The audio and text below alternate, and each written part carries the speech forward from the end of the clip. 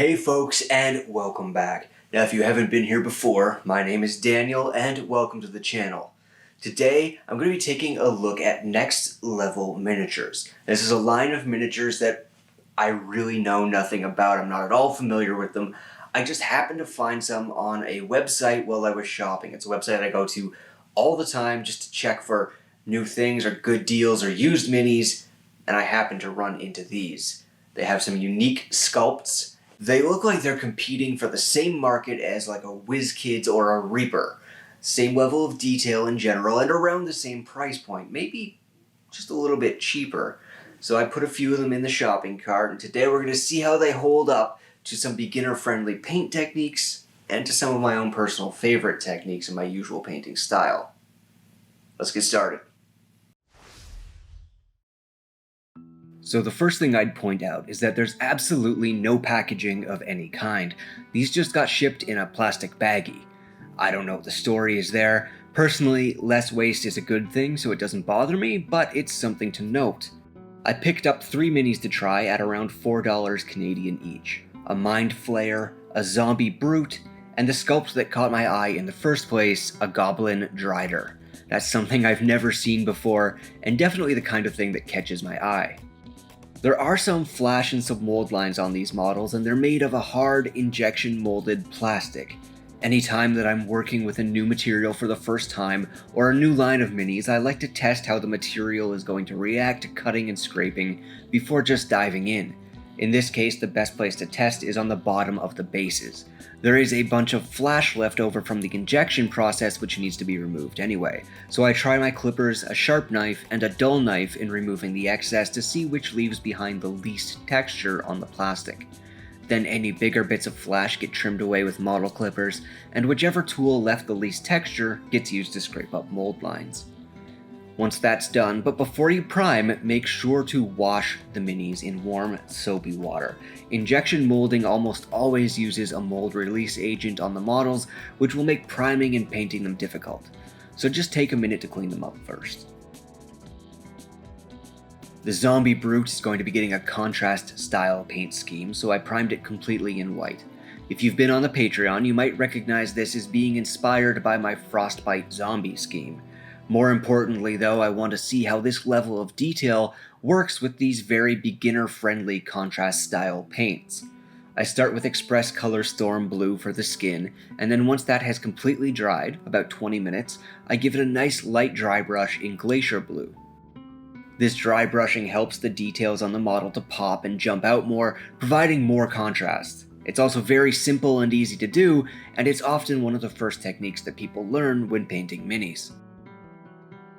Now that we've dry brushed, it's much easier to see where all of the torn flesh and nasty open wounds on this zombie are, which make this the perfect time to break out some washes. Anywhere that there's an open wound on the zombie or where the limbs are stitched together gets a coat of Reichland Flesh Shade. This not only gives us our first contrast color, but it makes the skin look raw and damaged. It's also, again, a very beginner-friendly technique.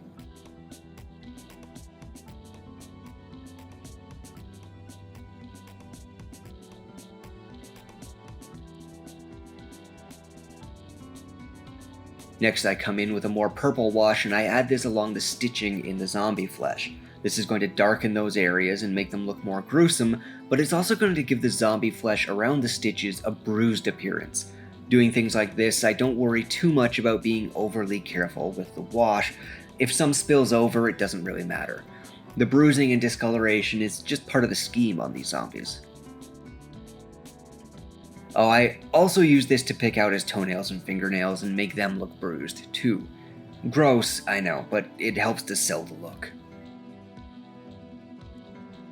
All of the stitching gets picked out in an orange-brown. Orange is a natural contrast color to blue.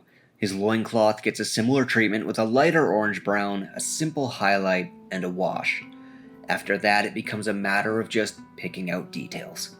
On this model, that's the tongue, the eyes, and the rope that's holding his loincloth on. God bless that rope. How much or how little detail work you want to do is up to you.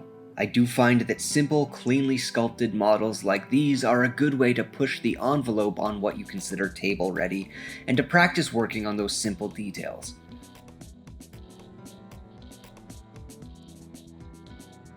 With some extra flair added to the base to help him fit in with my other Frostbite zombies, that finishes up the first model. Done with about 70% contrast paints and washes and 100% beginner-friendly techniques, I have to be pretty happy with how he looks. Given the price and detail level, this can easily stand up next to any of its peers in the same market. Now, let's see how they hold up to my usual painting style. For this, I'll be using this legally distinct mind flayer. Not so much a mind flayer, I guess, as just a brain peeler. Not an illithid, just an illithing. My favorite painting style when I'm not working on something for the channel is what's called volumetric highlighting. It involves thin layers of increasingly brighter paint used to simulate lighting. But I also like to use a lot of other techniques as the mood strikes me. Pin washing, glazing, and oil washes are all favorites. They're all good tools to have in your toolbox and to get out when the right moment strikes. That's sort of what I'm doing here. Just working my way across the mini and using whatever technique gets the job done or gets the effect I'm looking for in the moment. It's fair to say that this is how I paint when you folks aren't looking, and it's much closer to just sitting down with your paints and having fun, having a play with the mini and seeing where you end up. For the color scheme of the robes, I stick to pinks, grays, and blacks. Knowing that the illithid skin is going to be purple, I use a green tinted white to highlight up all of my colors. Green is opposite purple on the color wheel, and bringing in those shades adds more visual interest and more contrast. In short, it makes the model more eye-catching, even if it's subtle. I'd like to take a minute here to thank you all for watching. If you're enjoying the video, please consider hitting the like button or subscribing to the channel. It makes a huge difference for small YouTube channels. And I also just find it personally motivating. Who doesn't love watching numbers get higher? Now, that may sound boring to you, but remember, I literally spend my free time watching paint dry. I'd also like to offer a huge thank you to my patrons, especially my Terrain Tier supporter Amanda Chisholm. Your continued support really does mean a lot to me. If any of you would like to support the channel in that way or with a one-time donation, there are links below to both Patreon and buymeacoffee.com. In the end, I'd have to say I'm pretty happy with these minis. The sculpts are clean and easy to paint. There are enough details for them to be interesting, but not so many that you're spending your time painting 10,000 separate belts, bags, and decorative skulls. They're at a very reasonable price point for what they're offering, and a quick look through their online catalog shows that they do frequent Kickstarter projects. Usually that means you can get these minis even cheaper if you're patient. They also have some cool sculpts like the Goblin Drider that I've just never seen anywhere else. The downsides are that there's quite a lot of flash and mold lines on these models, and they're not the easiest to clean. No matter what I used, I found that it left some texture behind, and some of the mold lines are in really awkward places. On top of that, for the Goblin Drider, which I painted off camera, there just wasn't much in the way of texture on the spider part of the model. Any texture you're seeing in these pictures is something I painted in by hand to make it more interesting. That's not the end of the world, of course, but those big, flat, smooth surfaces are definitely less beginner-friendly to work with. Overall, I did enjoy painting the models, and I absolutely consider them on par with Reaper or WizKids, and at a generally cheaper price point. That's awfully hard to complain about. I'll be keeping my eyes open for more of these or further Kickstarters in the future.